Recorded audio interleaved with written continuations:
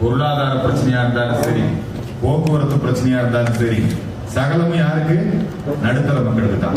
விலைவாசி உயர்வா இருந்தாலும் சரி, இப்ப பெட்ரோல் டீசல் அந்த விலைவாசி உயர்வு ஐயா நிறைய பொருளாதார காரணங்கள் அதெல்லாம் நிறைய சொன்னாங்க. சர்வதேச சந்தையில கச்சா எண்ணெய் அதனுடைய விலை உயர்கின்ற காரணத்தினால் அப்பவே சிதம்பரம் அதுல இருந்து விலகிட்டார். சிதம்பரம் தான் முதல் சொன்னார், நாங்க இதுல இருந்து விலகிக்கிறோம், இனிமேல் பெட்ரோல் டீசல் இந்த விலையை நிர்ணயம் செய்யக்கூடிய பொறுப்பை எண்ணெய் நிறுவனங்களை வச்சுக்கலாம், இதுக்கும் பட்ஜெட்டுக்கு சம்பந்தம் இல்லைன்றாரு. அந்த நிலை தான் இப்ப தொடருது. இருந்தாலும் கச்சா எண்ணெய் உற்பத்தி செய்யப்படக்கூடிய இடங்களிலே விலை 30 ரூபாய் 40 ரூபாய் தான் இருக்கிறது.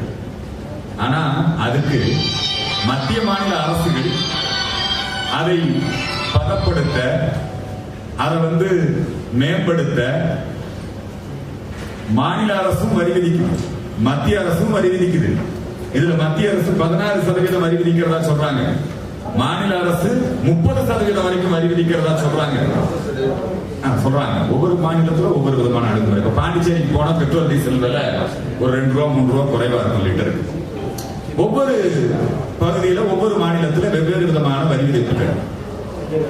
அதனாலதான் ஒன் நேஷன் ஒன் டாக்ஸ், ஒரே தேசம் ஒரே வரி என்கின்ற முறையை நம்முடைய மாண்புமிகு பாரத பிரதமர் நரேந்திர மோடி அவர்கள் அமுல்படுத்தினார். அது ஜிஎஸ்டி கொண்டு வருவது அப்படிங்கிறது காங்கிரஸ் காலத்திலேயே தோன்றுச்சு. மோடி அதை நடைமுறைப்படுத்தினார். இந்த ஜிஎஸ்டி வரி விதிப்பு வரம்புக்குள்ள இது சரக்கு மற்றும் சேவை வரி அது மட்டும் தான் இருந்தது. ஆனா இந்த சரக்கு வரல. என்னங்க, ஜிஎஸ்டி வரி விதிப்பு வரம்புக்குள்ள நம்முடைய பெட்ரோல் டீசல் அதையும் கொண்டு வந்தால் நிச்சயமாக இந்த பெட்ரோல் டீசல் அதற்கான விலை குறையும். அந்த வரி விதிப்பின் மூலமாக கிடைக்கக்கூடிய பணம் இப்பொழுது போல மாநிலங்களுக்கும் பகிர்ந்தளிக்கப்படும். இதை ஆரம்பத்திலிருந்தே இந்து மக்கள் கட்சி வலியுறுத்திக் கொண்டிருக்கிறது. ஆனால் மாநில அரசுகளுக்கு பெருமளவு வருவாய் அதன் மூலமாக வருகின்ற காரணத்தினால எல்லா மாநில அரசுகளும் எதிர்க்கிறதுனால அந்த பெட்ரோல் டீசல் விஷயத்தை ஜிஎஸ்டி வரி விதிப்பு வரதுக்குள்ள கொண்டு வந்தாங்க. அதனால இந்த கூட்டத்தில், இந்த மிடில் கிளாஸ் பார்ட்டி இணைப்பு விழா கூட்டத்தில் முதல் தீர்மானமா இன்னைக்கு மிடில் கிளாஸ் மக்கள் நிறைய பாதிக்கப்பட்டிருக்காங்க இல்லைங்களா? பெட்ரோல் டீசல் விலை உயர்ந்ததுன்னா சரக்கு லாரி வாடகை இல்லைங்களா, சகலம் உயர்ந்து போயிருது. மக்கள் பாதிக்கப்படுறாங்க, இது உண்மை. இது மத்திய மாநில அரசுகள் ஒத்துக்கணும்.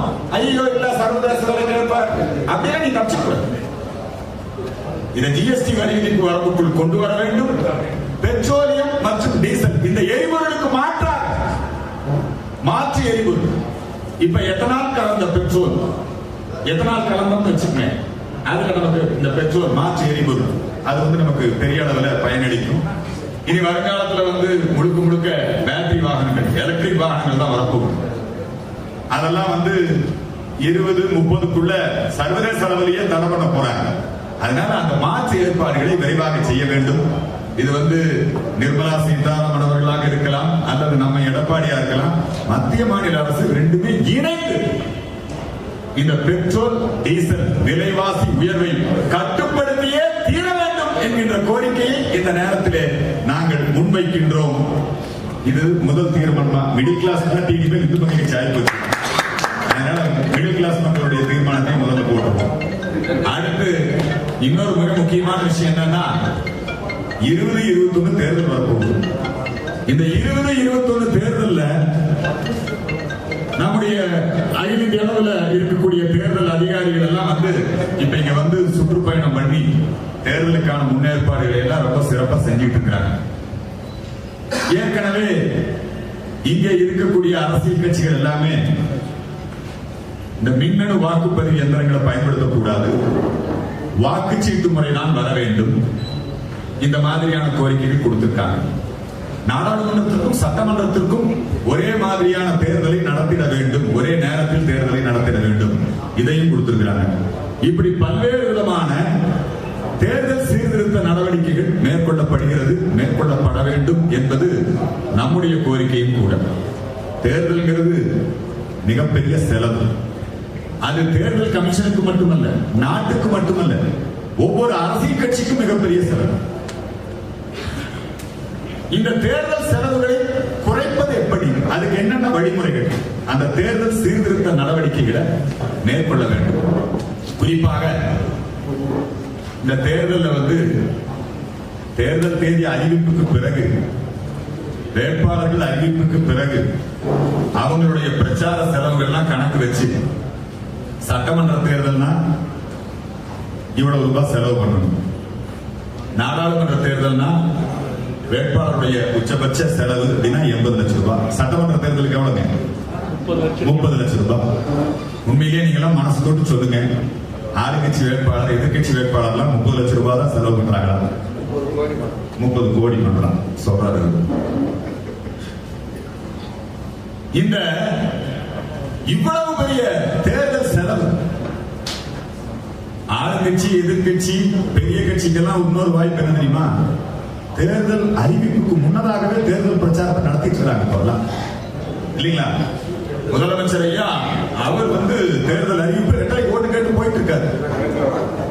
இதெல்லாம் கணக்குல வராது இல்லையா?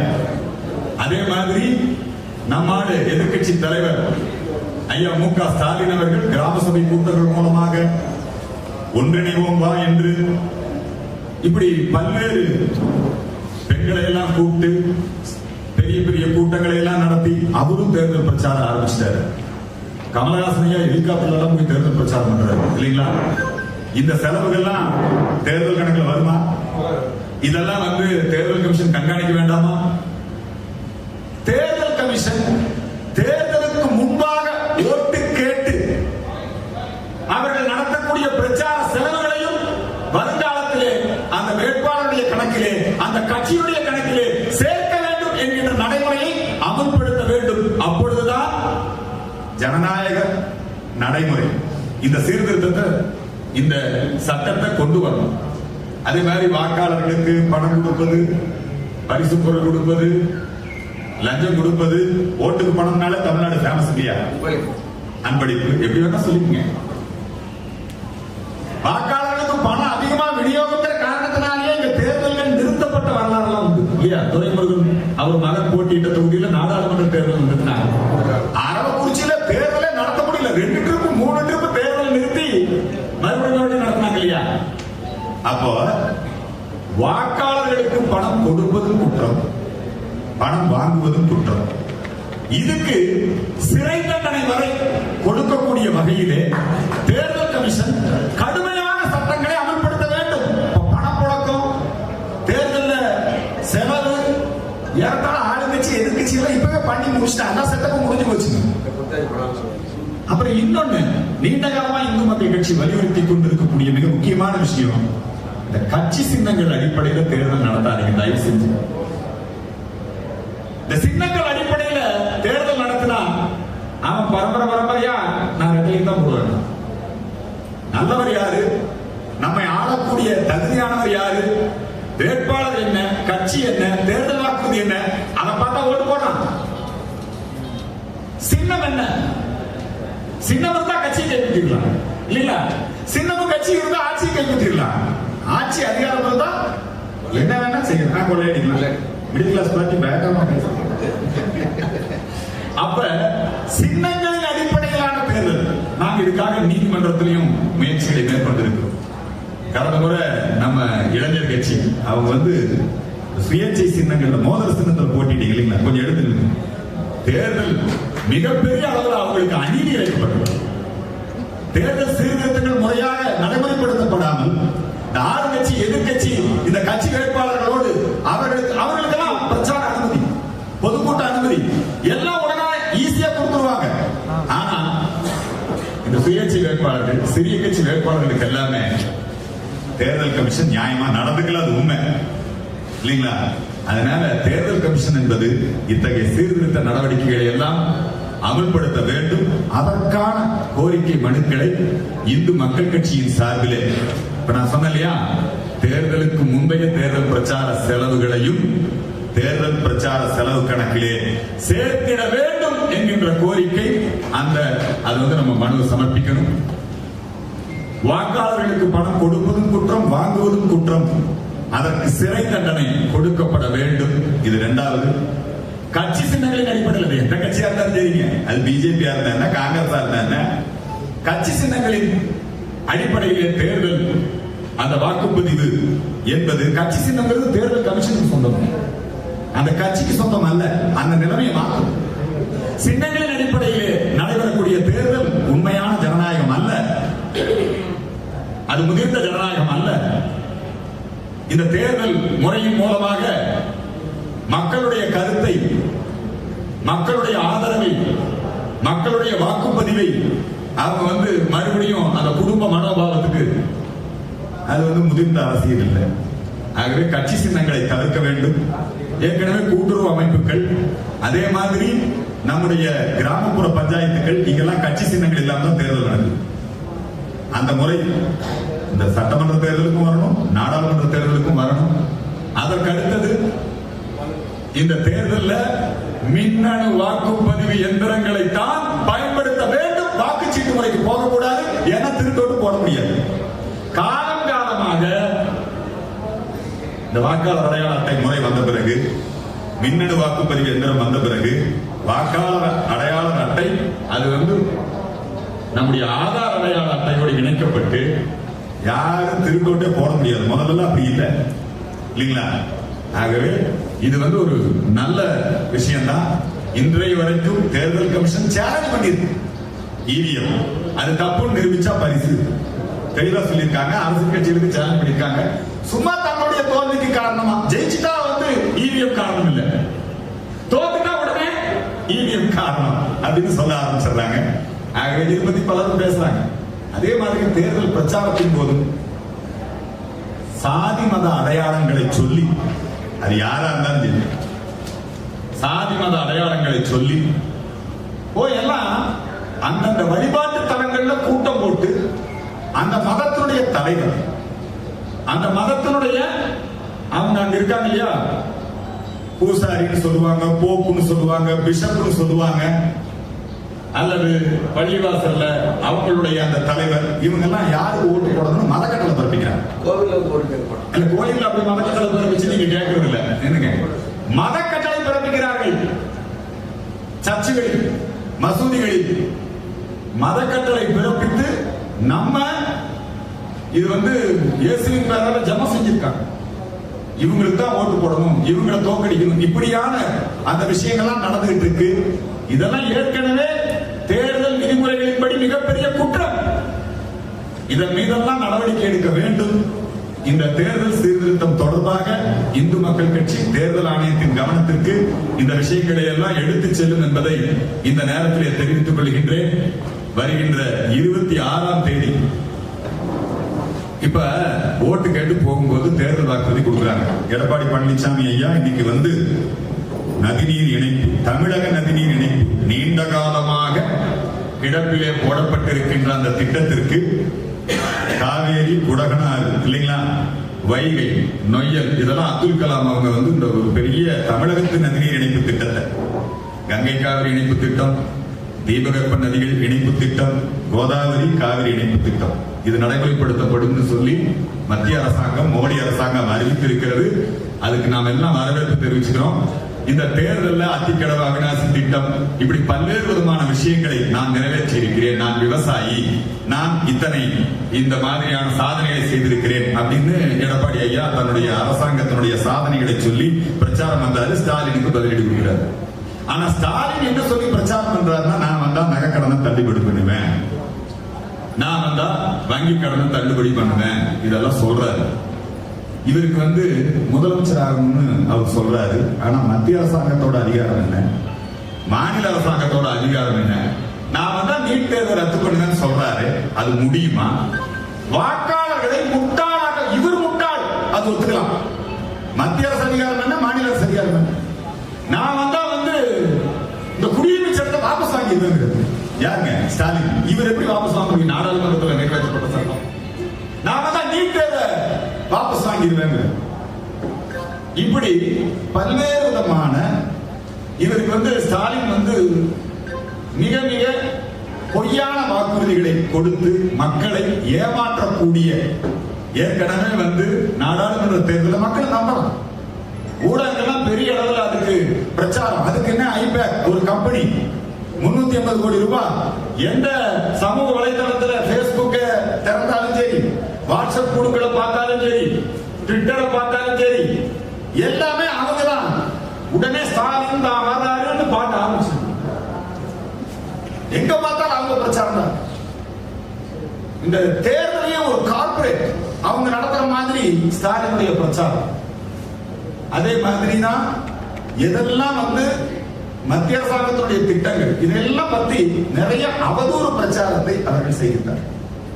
குறிப்பாக கொரோனா தடுப்பூசி. இந்த கொரோனா தடுப்பூசி மேல கம்யூனிஸ்ட் காரனுக்கு என்ன கோபம்னே தெரியும். இந்த கொரோனா தடுப்பூசி ஒரு மந்திரி போட்டுக்கிட்டாருன்னா, சுகாதாரத்துறை மந்திரி போட்டுக்கிட்டாருன்னா, இல்ல சும்மா ஊசி மட்டும் தான் வச்சு எடுத்துக்கிட்டாங்க. உடனே இந்தியா கொரோனாக்கு தடுப்பு மருந்து கண்டுபிடிச்சிருச்சு அப்படி சொன்னா எதுக்கு அவசரம் கேட்கிறாரு நம்ம முத்தரசர். கொரோனா தடுப்பூசியே இவ்வளவு அவசரப்படுங்க. இவங்க எல்லாம் கூட இவங்க எஜமான பூரா சீனாவில் இருக்கிறான். அவன் உலகம் முழுக்க கொரோனாவை உற்பத்தி பண்ணி பரப்பணுங்க. இந்த கொரோனா மூலமாக அவங்க பல்வேறு விதமான சர்வதேச சந்தை வியாபார நடவடிக்கைகள் இருக்கு. அந்த சீனாவோட வியாபாரம் பாதித்து விடக் கூடாது என்பதற்காக இங்கே கட்சி நடத்தி கொண்டிருக்கக்கூடிய இவர்கள் இங்க கொரோனா தடுப்பூசி அது குறித்து 2 குழந்தை நிமோனியா காய்ச்சல இறந்துச்சு ஆரம்பிச்சான். கொரோனா தடுப்பூசி கூட குழந்தை செத்து போச்சு. இப்படி பிரச்சாரம் மக்கள் மத்தியில இந்த மாதிரி அவதூறு பீதி ஏற்படுத்தக்கூடிய பிரச்சாரத்தை எல்லா கட்சியும் கூட்டணி வைப்பாங்க. இப்ப பிஜேபி ஏடிஎம்கேவோட கூட்டணி வச்சிருக்கான் இல்லைங்களா? கமலஹாசன் இன்னொரு அணியை உருவாக்கணும். இன்னைக்கு அவரு நேரடியா திமுகவுக்கு ஒரு கொடுத்துட்டாரு. அவங்க பேசினா நான் பேசுறேங்கிறாரு. இப்படி ஒவ்வொருத்தர் நான் கூட்டணியே இல்லை அப்படின்னு சொல்லி அவரு சீமான் ஒரு பக்கம் இருக்கிறாரு. ஒவ்வொருத்தரும் ஒவ்வொரு கட்சி. இப்ப நாம கூட இன்னைக்கு எல்லா இந்து அமைப்புகள் இப்ப கேட்கறதுக்கு நாதியற்றவர்கள் யாருன்னா இந்து தமிழர்கள் தமிழ்நாட்டில். சரி, இந்த அமைப்புகளை எல்லாம் ஒன்றுபடுத்தணும் அப்படிங்கிற ஒரு முயற்சியை நம்ம ராதாகிருஷ்ணன் அவர்தான் மாநில ஆனா எழுந்திருச்சுங்க. ஒரு மாநில அளவில் ஒரு மூத்த அவர் அவர் ஒருங்கிணைப்பாளராக அவர் செய்ய போறாரு. எல்லா அமைப்புகளையும் ஒரு பிளாட்ஃபார்ம்ல கொண்டு வரணும் அப்படிங்கிற ஒரு முயற்சி நம்ம எடுத்துக்கிறோம்.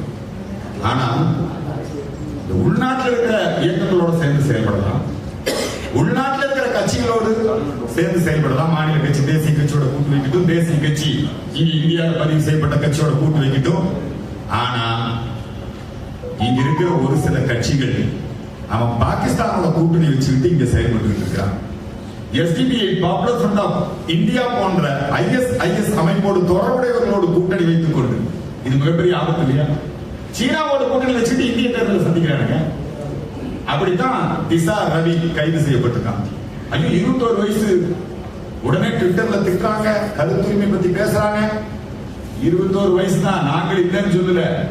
அது ரொம்ப உள்ள போனா மிக மிக தப்பா இருக்கு. அவங்க ட்விட்டர்ல ட்வீட் போடுறதுக்காக கைது பண்ணலீங்க.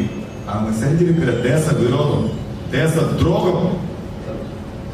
அவங்க இந்தியாவுடைய மதிப்பு மரியாதையை கெடுக்கக்கூடிய வகையில நம்முடைய டெல்லியில போய் அந்த காலிஸ்தான் கொடி ஏற்றக்கூடிய அந்த திட்டத்தை எப்படி செயல்படுத்தும், அதுக்கு வங்கி கணக்கு பரிமாற்றம், அதை எப்படியெல்லாம் கொண்டு வரணும், இதுக்கு சிறுமிகளை வச்சு மியா கலிஃபாவை வச்சு என்னெல்லாம் திட்டம் போடணும், இதெல்லாம் தொகுத்து கொடுத்துட்டு இருக்கிறது இந்த 21 வயது சிங்கிள் உமன். ஆனா சைல்டு அந்த அம்மா குழந்தை திருமணம் ஃபெமினிசம் எப்படி போயிட்டு இருப்பாரு. ஆக இந்த மாதிரி ஆளுகளை எல்லாம் கைது செய்து நடவடிக்கை எடுக்கணும். அந்த மாதிரி ஆள் பெங்களூர்ல, டெல்லியில, காஷ்மீர்ல எல்லாம் நிறைய இருந்தாங்க. இப்ப அங்கெல்லாம் குறைஞ்சு போச்சுங்க. இப்ப அந்த மாதிரி ஆளுகள் எல்லாம் அதிகமா எங்க இருக்கிறாங்கன்னா தமிழ்நாட்டில் தான் மிக அதிகமாக இருக்கிறார்கள். அவர்கள் இந்த தமிழகத்தினுடைய தொழில் வளர்ச்சி, இந்த தமிழகத்திலே மின் உற்பத்தியிலே தன்னிறைவு அடைவதை, இந்த தமிழகத்திலே நதிநீர் இணைக்கப்படுவதை, இந்த தமிழகத்திலே ஒவ்வொரு வளர்ச்சி திட்டங்களையும் அவர்கள் எதிர்த்து மிக தீவிரமாக செயல்பட்டுக் கொண்டிருக்கிறார்கள். எல்லா பிரிவினைவாதிகளுக்கும், பயங்கரவாதிகளுக்கும், தேச விரோதிகளுக்கும் இன்னைக்கு ஒரு புகலிடமாக தமிழகத்தை தான் நம்ம சொல்ல முடியும். இதை மையமா வச்சுதான் அவங்க எல்லா வேலையும் செஞ்சுட்டு இருக்காங்க.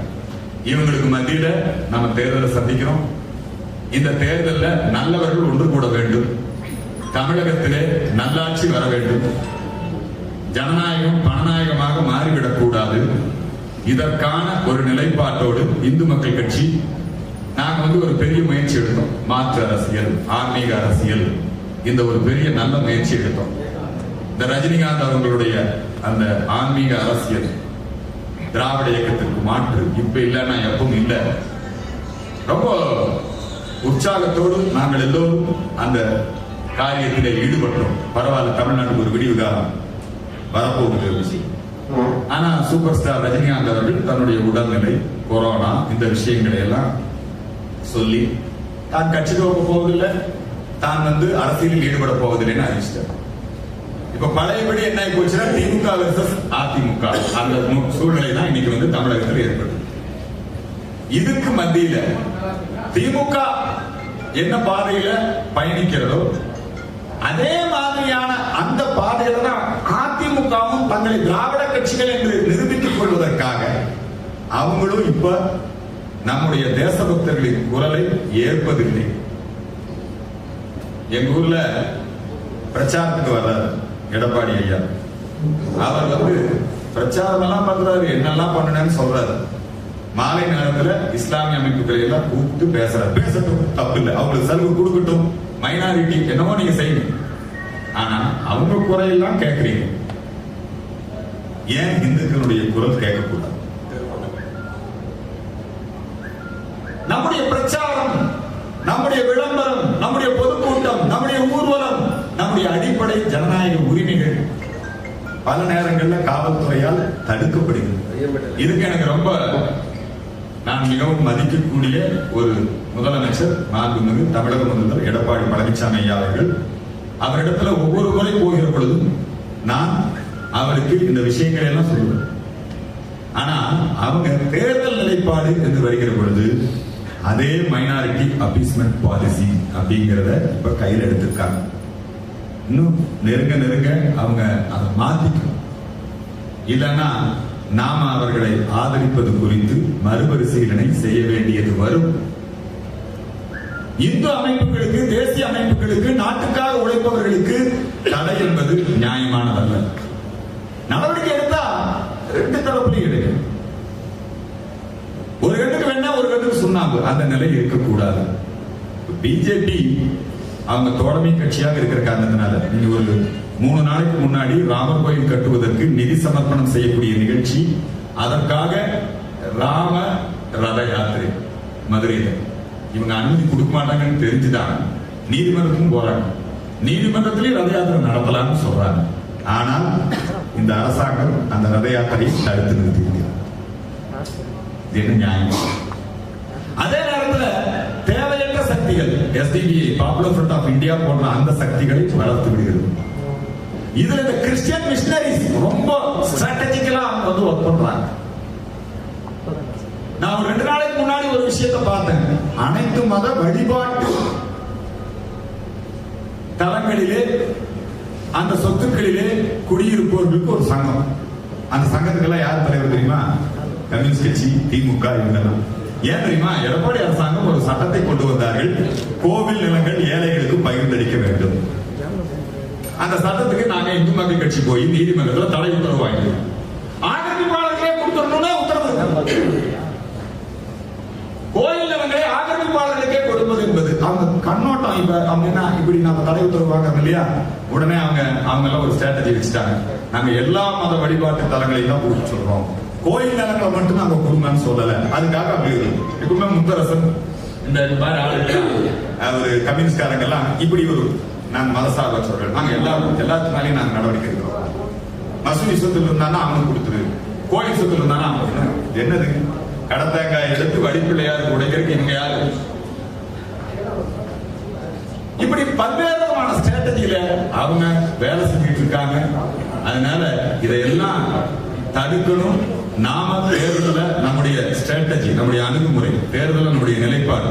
இதுக்காக இந்து மக்கள் கட்சியை பொறுத்த வரைக்கும் வருகின்ற 28ஆம் தேதி நம்முடைய மாநில செயற்குழு சேலத்திலே தேர்தல் சிறப்பு செயற்குழுவாக கூட இருக்கிறது. அதுல நம்ம மேற்கொண்டு முடிவுகளை எடுக்க இருக்கிறோம். முதல் கட்டமாக ஒத்த கருத்துடையவர்கள் எல்லாம் இணைக்கக்கூடிய ஒரு தளத்திலே சேர்ந்து செயல்படக்கூடிய ஒரு முயற்சியை மேற்கொண்டு இருக்கிறோம். அதுல முதல்ல என்னங்க கூட்டணி அமைக்கிறது, நான் என் கட்சியோட நினைச்சிடுறேன். ஏன்னா நம்ம கொள்கையும் உங்க கொள்கையும் ஒண்ணுதான். அவங்களும் பொருளாதார அடிப்படையில் இடஒதுக்கீடு நாடு முழுக்க நடைமுறையில் ஏழைகளுக்கு இடஒதுக்கீடு 10% இடஒதுக்கீடு ஏற்கனவே இருக்கிற இடஒதுக்கீடு முறை தொடரும்.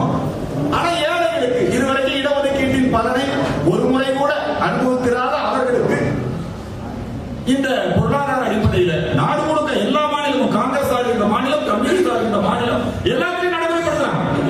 ஆனா தமிழ்நாட்டில் மட்டும் நாங்க திராவிட இயக்கம் நடைமுறைப்படுத்த மாட்டோம். இவர் ஒரு போராட்டம் நடத்திட்டு இருந்தார். நான் சொன்னேன் எல்லாம் வாங்க நம்ம சேர்ந்து செயல்படுவோம். இந்த வேண்டுகோளை ஏற்றவர் இணைந்திருக்கிறார். அவரை வருக வருக என்று வரவேற்கின்றோம். மேலும் இந்து அமைப்புகள் ஒன்றுபட்டு செயல்படுவது குறித்தும் இந்த பொது நோக்கத்திலே நாம் ஒரு கூட்டணியாக செயல்படுவது குறித்தும் ஆலோசனை செய்வதற்கான ஆலோசனை கூட்டத்திற்கும் தலைவர்கள் வருகிறார்கள். நடத்துகின்ற சிறை சென்ற இதெல்லாம் வரலாறுகள்லாம் உண்டு. ஒரு இந்து ஓட்டு வங்கி உருவாக்க வேண்டும். அது ரொம்ப முக்கியம். அந்த இந்து ஓட்டு வங்கியை உருவாக்க வேண்டும். இந்துக்களுடைய கோரிக்கைகளையும் அனைத்து அரசியல் கட்சிகளும் அனைத்து இந்த அரசாங்கமும் கேட்க வேண்டும். அது ரொம்ப முக்கியமான விஷயம். கடந்த தேர்தலில் பாத்தீங்கன்னா ஜெயலலிதா அம்மா ரெட்டலை சின்னத்திலேயே இஸ்லாமிய அமைப்புகளை நிக்க வச்சு ஜெயிக்க வச்சாங்க. எல்லாரும் திருநீர் சந்தனம் குங்குமம் எல்லாம் வச்சுட்டு சட்டசபையில் உட்கார்ந்துருக்காங்க. இதே மாதிரி நம்முடைய ராமராஜ்ய ரத யாத்திரைக்கு தடை விதிக்க வேண்டும் என்று சொல்லி தமிமுன் அன்சாரி சட்டசபையில் எவ்வளவு பிரச்சனை பண்ணார். சிறையிலே இருக்கக்கூடிய பயங்கரவாதிகளை, கைதிகளை விடுதலை செய்ய வேண்டும் என்கின்ற ஒற்றை கோரிக்கையை இன்றைக்கு இஸ்லாமிய அமைப்புகள் அனைத்து அரசியல் கட்சிகளுக்கும் ஒரு நிர்பந்திக்கிறாங்க. இஸ்லாமிய அமைப்புகளா இருக்கலாம், கிறிஸ்தவ அமைப்புகளா இருக்கலாம், எல்லாருமே அப்படி பண்றாங்க. அரசியல் கட்சிகளுக்கு ஒரு நிர்பந்தத்தை ஏற்படுத்துறாங்க. ஆனா இந்து அமைப்புகள் நம்ம என்ன நினைச்சிட்டு இருக்கோம்? பிஜேபி ஓகே, பிஜேபி ஒரு இந்து கட்சி, நரேந்திர மோடி மாதிரி ஒரு இந்து வீரன் இன்னைக்கு டெல்லி சொரவா ஜெகதீஸ்வரா என்று சொல்லுகிறோம் என்று சொன்னால் அவர் நரேந்திர மோடி இன்னைக்கு டெல்லியவே ஆடிட்டு இருக்கிறார். ஆனாலும் நரேந்திர மோடியினுடைய நல்ல திட்டங்கள், நரேந்திர மோடியினுடைய அந்த சிறப்பான ஆட்சி தமிழகத்துக்கு கிடைத்திருக்காங்கன்னா திராவிட இயக்கங்கள் அதுக்கு ஒரு பெரிய தடையா. ஆனா அந்த இயக்கத்துடைய கூட்டணி இருக்கு பிஜேபி. சரி வேற வழி இல்லை, ரொம்ப மனசும் சொல்றாரு. சரி வேற வழி இல்லைன்னாலும் சட்டமன்றத்துல இந்துக்களுக்காக வாதாட, போராட, பரிந்து பேச, குரல் கொடுக்க பிஜேபிக்கு அரசியல் நிர்பந்தம் இருக்கட்டும். ஆனா இந்து அமைப்புகள் எல்லாம் சேர்ந்து ஒரு அரசியல் கட்சிகளுக்கு ஒரு நிர்பந்தத்தை உருவாக்கி, அல்லது ஒரு இந்து ஓட்டு வங்கி இருக்கிறது, அதை உருவாக்க முடியும், அதை கன்சாலிடேட் பண்ணணுங்கிற அந்த முயற்சியை செய்யணுமா இல்லையா? அதுக்காக தான் இந்த கூட்டம் கூட்டப்பட்டிருக்கு. இதனுடைய ஒருங்கிணைப்பாளராக நான் முதல்லயே ராதாகிருஷ்ணன் ஒரு பெரிய இந்துத்துவ பாரம்பரியத்துக்கு சொந்தக்காரர். அவருடைய சகோதரர் வீர திரு நாராயணன்ஜி அவர்கள் சிவசேனையை இந்த மண்ணிலே இந்து முன்னணியை வளர்த்த மாபெரும் வீரன் நம்முடைய கன்னியாகுமரி நாராயண்ஜி. அவருடைய சகோதரர் இவரும் முழுநேர ஊழியர், பிரச்சாரக்காரன், விஸ்வந்து பெருசன், இப்படி பல பணிகள். எங்களுக்கு எல்லாம் எப்பவுமே எங்களுடைய மானசீக தலைவர் அப்படின்னா பாலா சாஹிப் தாக்கரே, நம்முடைய சிவசேனை தலைவர். தமிழ்நாட்டில் நாம அந்த மாதிரியான ஒரு சூழலை உருவாக்கணும் அப்படிங்கறதா நமக்கு அந்த விருப்பம். அவருடைய ஆலோசனைகளை, அவருடைய கருத்துக்களை வழங்கும்படி, சுருக்கமாக வழங்கும்படி கேட்டுக்கொள்கிறேன்.